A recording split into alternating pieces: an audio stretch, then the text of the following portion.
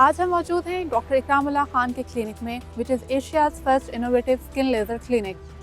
Dr. Ikramullah Khan is a top skin specialist and best dermatologist in Islamabad, and he is the pioneer of laser therapy in Pakistan.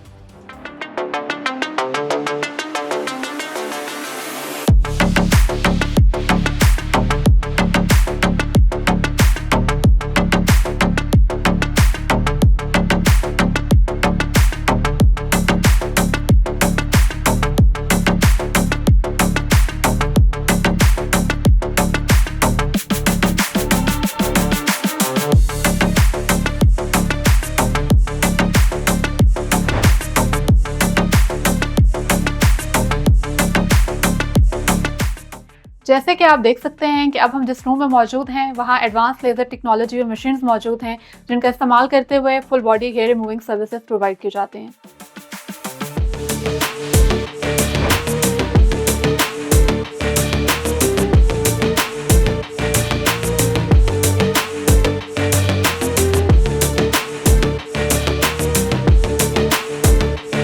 And this is the room for providing hair treatment, जहाँ पे hair growth services के साथ साथ hair transplant भी किया जाता है.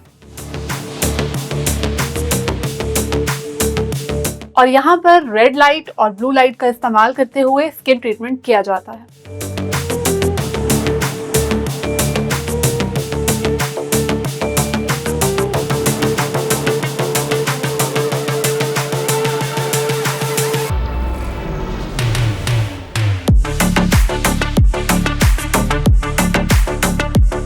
और ये वो रूम है जहाँ पे अल्ट्रा वायलेट यूवी और फोटोथेरेपी सर्विसेज प्रोवाइड की जाती हैं, जो कि एक प्रोसेस है ट्रीट करने के लिए डिफरेंट स्किन डिसऑर्डर्स को और डिफरेंट स्किन डिसीजेस को.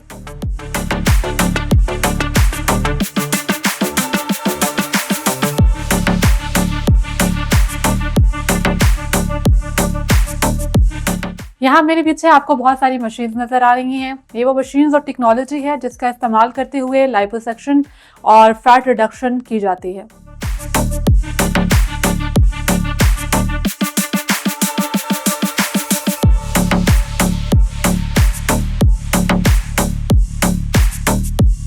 एंड दिस इज एडबीएम याग लेजर रूम, जहाँ पे एक्ने स्कार्स को ट्रीट किया जाता है.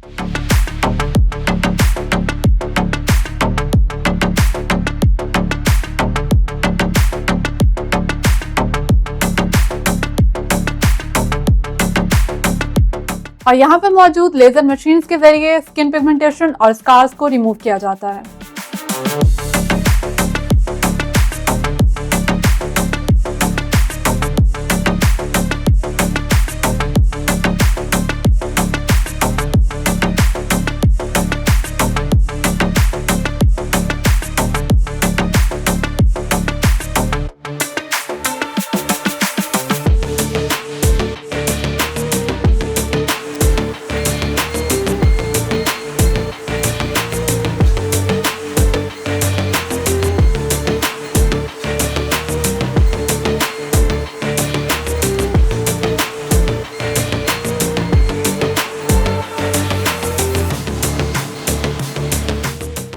पाकिस्तान में लेज़र शुरू मैंने किया वे बैक इन 1996. ये क्लिनिक और क्लिनिक से मुतफरद इस लिहाज से है कि ये हर किस्म की मशीन मेरे पास इस क्लिनिक में मौजूद है. ये खाली एस्थेटिक क्लिनिक नहीं है जिसमें एस्थेटिक काम होता है. इसमें बहुत ज़्यादा मेडिकल कंडीशन जैसे पोर्ट वाइन स्टेन हो गया, फुलवेरी वगैरह हो गई, सोराइसिस वगैरह हो गया, उसका इलाज किया जाता है. मैं एक प्रॉपरली क्वालिफाइड डर्माटोलॉजिस्ट हूँ. मैंने MRCP डर्माटोलॉजी में किया है फ्रॉम यूनाइटेड किंगडम. मैं यूके में बर्मिंघम स्किन हॉस्पिटल में कंसल्टेंट था. 10 साल वहाँ पे गुजारे. बड़ी रिगरस ट्रेनिंग होती है 10 साल में. उस ज़माने में 1986 में नया नया लेज़र आया था दुनिया में, तो फॉर्चुनेटली मैं बर्मिंघम स्किन हॉस्पिटल में था उस वक्त, तो वहाँ पे मुझे मौका मिला लेज़र इस्तेमाल करने का, और वही टेक्नोलॉजी फिर 1996 में पाकिस्तान ले आया. काफ़ी ज़्यादा स्किन की कंडीशन हैं जिसके लिए हमने लेज़र किए हैं और हमने फिर डिस्कवर किए हैं. इसी तरह ही लेज़र की एवोल्यूशन और डेवलपमेंट होती रही है. जैसे लॉन्ग परसेंटिया एक लेज़र है या हेयर रिमूवल लेज़र है, इसकी भी पहले हम वहाँ पे कुछ पेशेंट के फेस के ऊपर टैटू रिमूव करते थे, वहाँ से बाल लेज़र से ख़त्म हो गए, तो हमने एज ए साइड इफ़ेक्ट उसको रिकॉर्ड किया. बाद में उसी टेक्नोलॉजी को हमने इस्तेमाल किया लेज़र हेयर रिमूवल में. तो ये मैं एक एग्जांपल आपको दे रहा हूँ कि जो जैसे दूसरा एग्जांपल यह है कि जैसे जो 585 या 595 लेज़र है जिसको हम पल्स डाई लेज़र कहते हैं, ये बहुत कंडीशन के लिए हमने इस्तेमाल किया। वायरल वार्ड्स होते हैं उसके लिए इस्तेमाल किया। उसके ऊपर मेरे 5000 पेशेंट की स्टडी थी यूनाइटेड किंगडम में, और वो हमने प्रूव किया कि हम वायरल वार्ड से ख़त्म कर सकते हैं।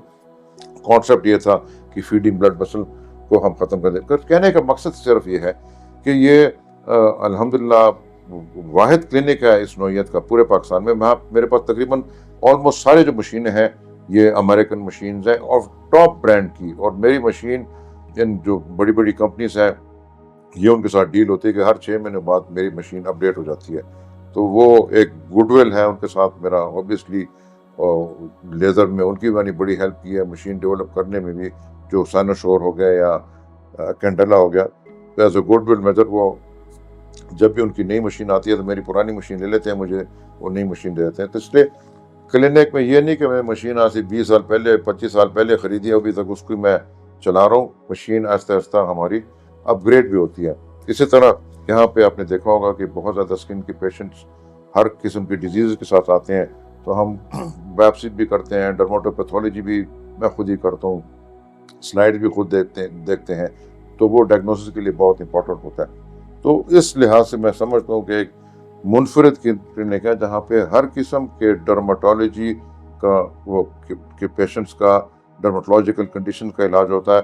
साथ एस्थेटिक जिसमें थ्रेड लिफ्ट हो गए, फिलर हो गए, ये सारे हम इस क्लिनिक में करते हैं। लेकिन बहुत ज़्यादा कंडीशंस ऐसी होती हैं, फॉर एग्जाम्पल मेडिकल कंडीशन जिसमें स्किन में फैट लॉस हो जाती है, तो उसका भी इलाज किया जाता है इस क्लिनिक में। तो वो दो के एस्थेटिक प्रोसीजर उसको आप कहेंगे, लेकिन बेसिकली मेडिकल प्रोसीजर उस पेशेंट की जो है शख्सियत पामाल हो जाती है। हम कंफ्यूज कर जाते हैं। यहाँ पे एक बात मैं वाज़ेह करना चाहता हूँ कि एक कंडीशन है, आप स्किन को ट्रीट करते हो from aesthetic point of view, उसको आप ट्रीट करते हो तो आप डिपेंड उसमें आप एक चीज़ ज़रूर जहन में रखें कि एक चीज़ होती है मोर्टेलिटी, एक होती है मॉर्बिडिटी। मोर्टेलिटी ये है एक डिजीज़ है, उसका इलाज नहीं किया, पेशेंट मर गया। मॉर्बिडिटी वो चीज़ होती है कि अगर आपने इस इलाज नहीं किया, पेशेंट मरेगा नहीं, लेकिन वो जीता जाता मरा वो होगा, वो सोसाइटी के लिए वो बेकार है। वो एक अपना पेशेंट डिप्रेशन में होता है, काम काज फैमिली से बिल्कुल गुमराह होकर एक जगह पे बैठा होता है, तो उसको हम मॉर्बिडिटी कहते हैं। तो उसका भी अगर इलाज आप करें तो ये मैं समझता हूँ कि बहुत बड़ी बात है, और इस हम क्लिनिक में वो करते हैं। कॉमन स्किन डिजीजेज में एक्जिमा हो गया, डिफरेंट टाइप ऑफ एक्जिमा आते हैं, स्केबीज है, सोराइसिस बहुत ज़्यादा कॉमन है पाकिस्तान में, सेबोरिक डर्माटाइटिस बहुत ज़्यादा कॉमन है, रोज़ाना पेशेंट आते हैं।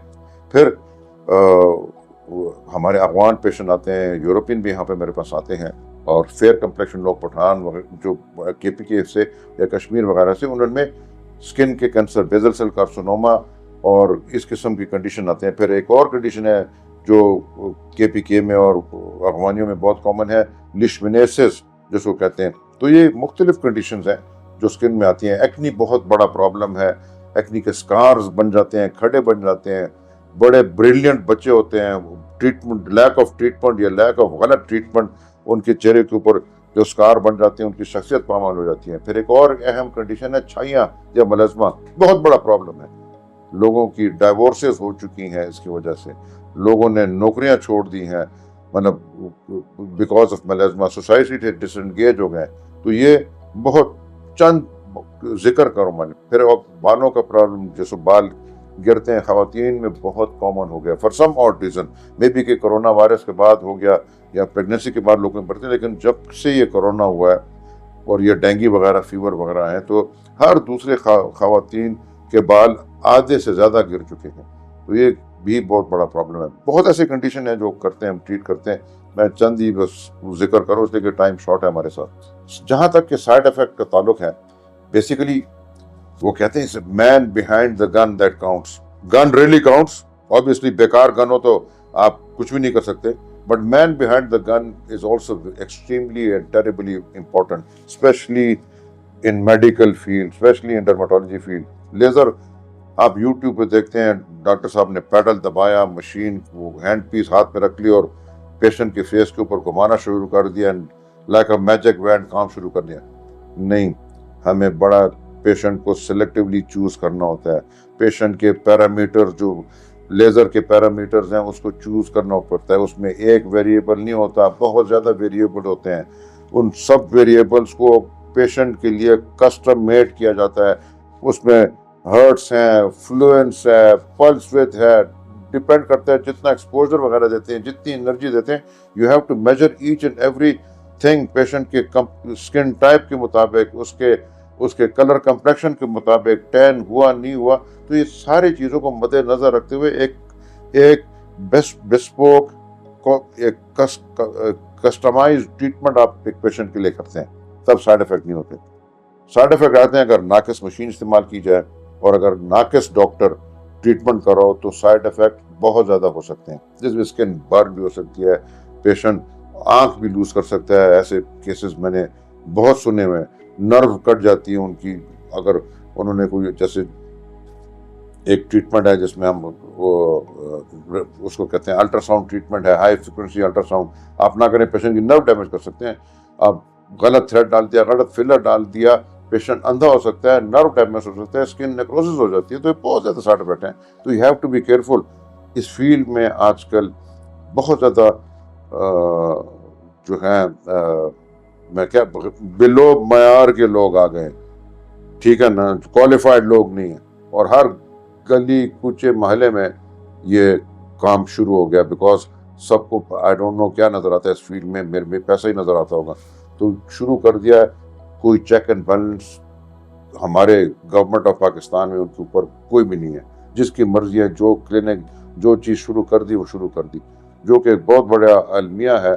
और इस वजह से अगर आपने सुना होगा कि साइड इफ़ेक्ट्स क्या हैं, तो ये साइड इफ़ेक्ट इन नए नवेले नाम नहाद डॉक्टरों की वजह से में